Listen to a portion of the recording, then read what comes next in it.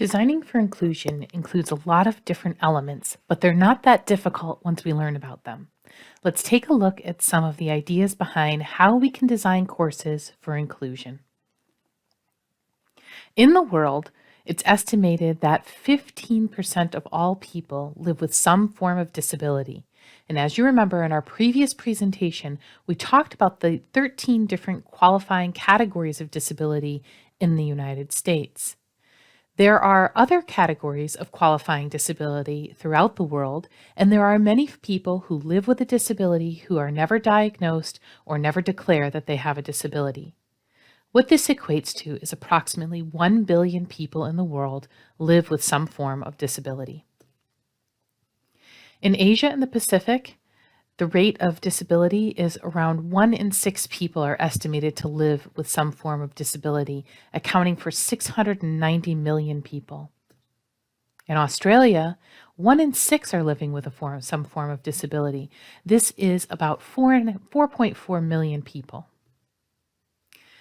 When we talk about accessibility and inclusion, we're talking about clearing a path for people with differing needs. When we clear the path for someone with different needs, we clear the path for everyone. A learner should not have to tell us that they have unique needs or different needs than we're used to providing for in order to have access to education. Everything should be built with the intention that access is automatic, it's a right that everyone has, and someone shouldn't have to ask for something special to clear their path toward education. Accessibility and inclusion go hand in hand. When we're being inclusive, we're giving equal access and opportunities to everyone whenever possible. When we talk about providing education, whether that's K through 12, higher ed, or training and professional development, this means that we need to reduce and overcome barriers that might occur with digital content, teaching and learning activities, and assessment. And there are a number of ways to help reduce and get rid of those barriers. In Australia, 9.1% of people ages 15 to 64 who have a disability are studying for a non-school qualification, whereas 15% of people in that age group who do not have a disability are studying for a non-school qualification. So that could be technical college or trades, things along those lines. Ultimately, we need to rethink how we design our courses. This quote here from Roger Shaw, Carr Shellman, and Choi tells us exactly what we need to be thinking about, which is that just applying the technology tools isn't enough. We can't just throw technology at things. All educators in all sectors need to change the way that they think about accessibility, inclusion, and designing courses. Course design should be intentional with that intent of helping students or learners find the approach to acquiring and generating and using the knowledge that they're getting in a way that's just right for them and represents a different set of priorities. So my priorities as a learner and how I'm going to get to the end goal may not be the same as the learner next to me. And when I'm designing courses for learners, I need to keep in mind that each learner may have a different approach to how they acquire that knowledge, how they construct knowledge, and how they apply new knowledge. If I start building with intention so that there are multiple ways for people to show and demonstrate these things, I am designing for inclusion. Some considerations for inclusive design. For learners who have visual disabilities, so that's vision impairment or blindness, those learners need text-based alternatives to be able to consume visual content. So when you're putting out images or infographics, you need to provide a text-based alternative that conveys all of the same importance that that image or infographic did in a way that someone who's unable to see that visual is able to understand the context. For learners with hearing impairments, these learners need to be provided with transcripts and captions and other alternatives to audio. So if we're putting out audio tracks, there needs to be transcripts and closed captioning available for learners. And there is a lot of technology to help with that now. YouTube does some auto captioning. We're able to create transcripts by opening up things like Microsoft Word and turning dictation on while we're speaking. And web browsers such as Chrome have built-in captioning, auto captioning, and live captioning tools. For learners with motor disabilities, there needs to be content formatted for keyboard and assistive technologies. Keyboard navigation is an area that's often missed when we're talking about accessibility, but not everyone is able to use a mouse or a touchscreen, so everything needs to be keyboard navigable. We also need to make sure that people can use assistive technology when they're learning, whether that's in a face-to-face classroom or online.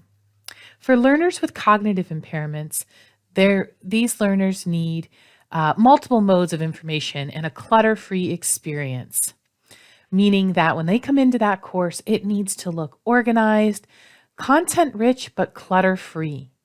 And also, while we just have these 4 categories here, it's important to note that clutter-free experience and logical organization and flow is very important for learners who are living with things like anxiety disorder or ADD, ADHD.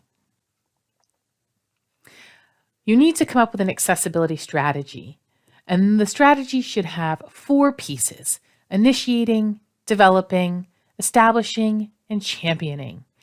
And each one of those is about putting together a piece to a puzzle that, when all assembled, creates an inclusive experience for our learners and ensures that there are few to no barriers to their obtaining education.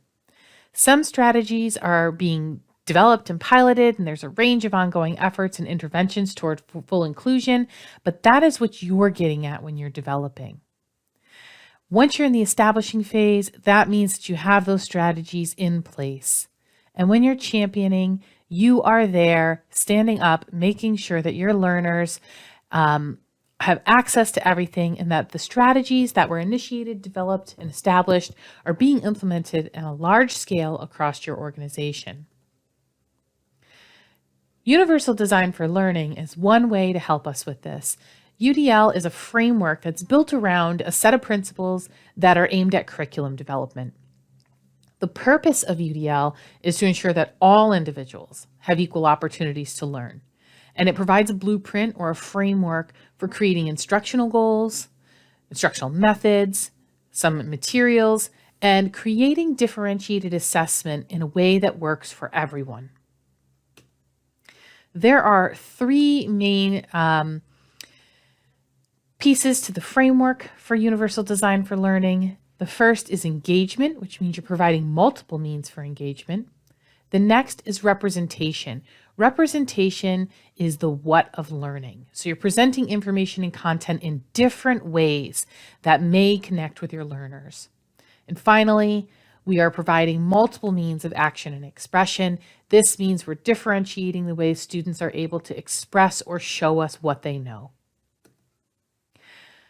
Another way to rethink how we design courses is to think about our instructional design model. Now, the one that we're going to highlight here is backward by design. So backward by design is sometimes called backward planning or backward mapping, and it's a method of designing curriculum by setting the end goal first and then working backwards to choose your instructional methods and forms of assessment. So you start with what the end goal is. What is it?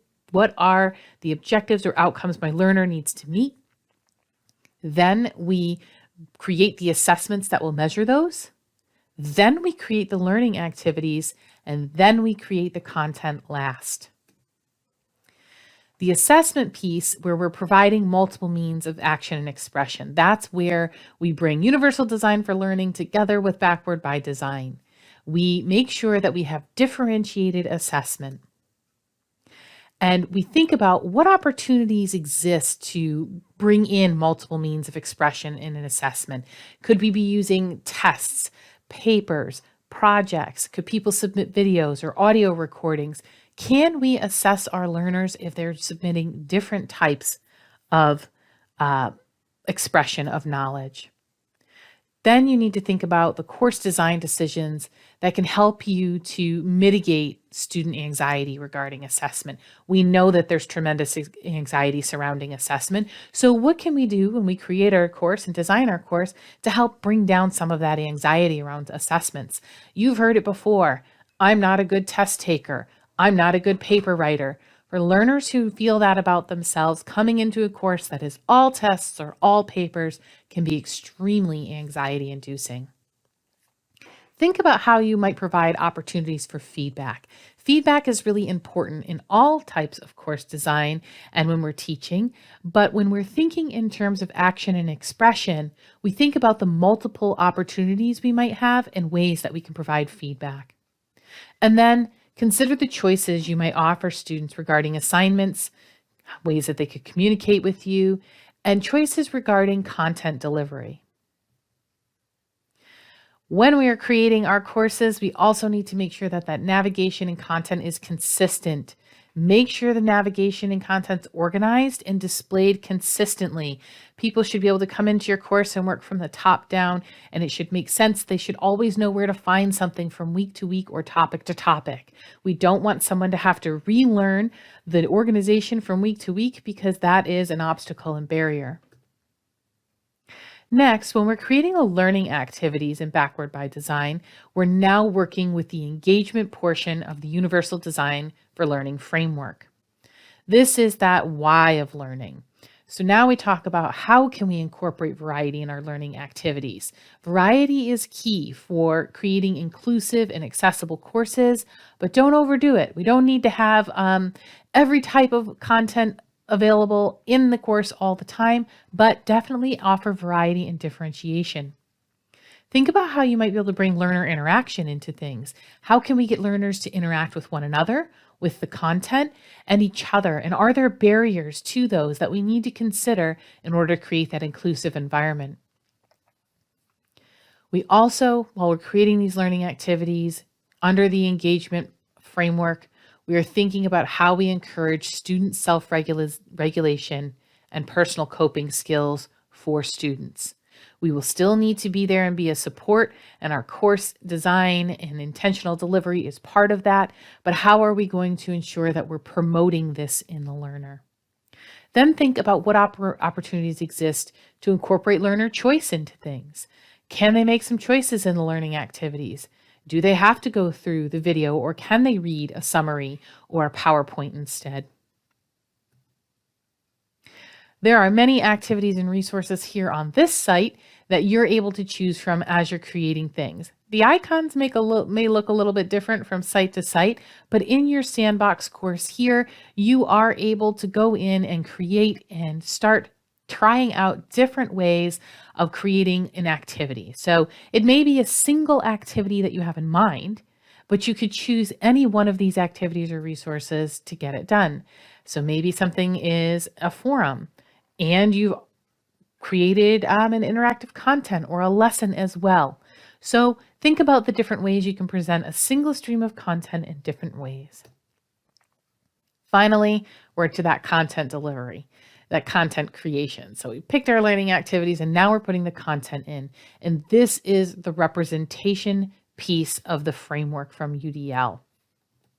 When we're talking about representation, we're thinking about how we ensure that our course materials are accessible to all learners, how we could present those main course concepts or topics in more than one format, whether or not the course offers opportunities to encourage student agency. So are the students able to have agency and make some choices and help drive some of their learning and their approach to things?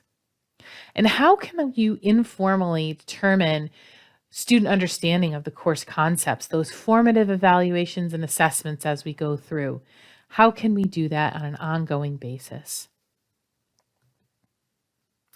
Couple of things to know about the platform as well. When you are in here and working and creating things, you will note that in the what we call the Atto Editor toolbar, the editing toolbar in any editing space, you will have two options: an accessibility checker and a screen reader helper. Check those out. We will go into detail on those more further along in the course.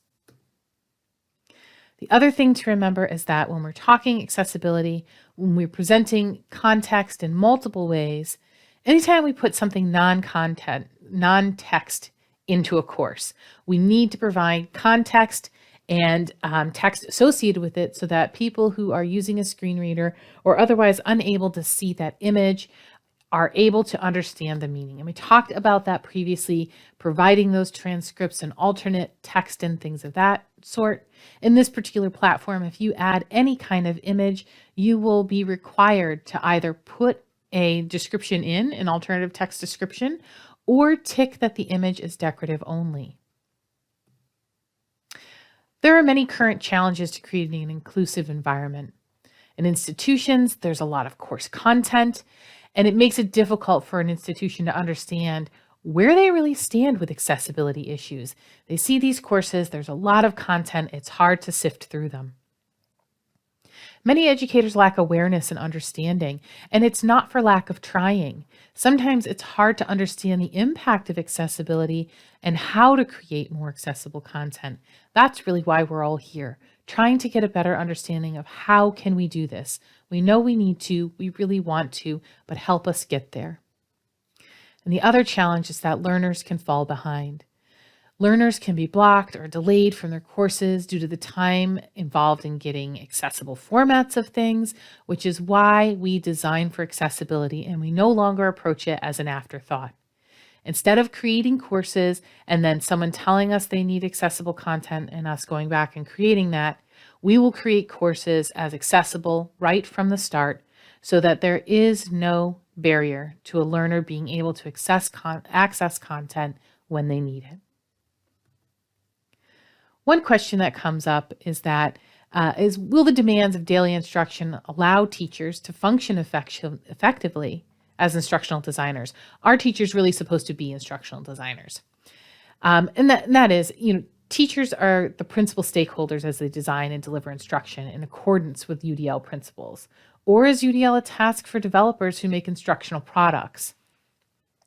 It's a pretty loaded question there. And the premise of this is that universal design for learning does not occur naturally. It's a learned skill. And the response is, it is really necessary. It is absolutely necessary to incorporate those principles of inclusive education and universal design for learning into university, institutional, education, professional development policies and practices. Anyone who is offering education or training needs to restructure that education experience so learners can participate. In higher ed needs to commit and support training faculty. In the corporate world or NGO, it is the same. We all need support in developing our facilitators so that they have the tools and resources to create accessible content. Part of this is to sensitize people to what accessibility is and what the experience is like when we are a learner who has accessibility needs that are not being met. Another question: how can technology be incorporated into the presentation of content, student learning experiences, and assessments in order to increase accessibility and engagement for all students? And above, you see technology is essential for implementing UDL. What this means is, how do I bring this technology in? Isn't this going to create a bigger problem? And the answer is, it could, if we don't choose the right products. In this course, we'll talk about a variety of different technology and softwares that are out there that you can use to help bolster and encourage and improve accessibility in your courses. Some that you may have heard of previously are Ally. We've talked about the Screen Reader Helper and Accessibility Checker right here in the Moodle platform. There are many others as well, such as WCGA Contrast Checkers, Brickfield Education Labs accessibility product. And the list goes on. We will feature several of them here throughout this course. So this is the premise behind how we create an inclusive learning environment. And what it means when we're creating an inclusive learning environment is that all learners feel welcome and that they have a place, a purpose, and a real chance to have access to education. This can be accomplished by carefully choosing our design practices, such as using backward design, and relying on things such as the Universal Design for Learning framework to help guide us as we create objectives, outcomes, assessments, activities, and content for courses.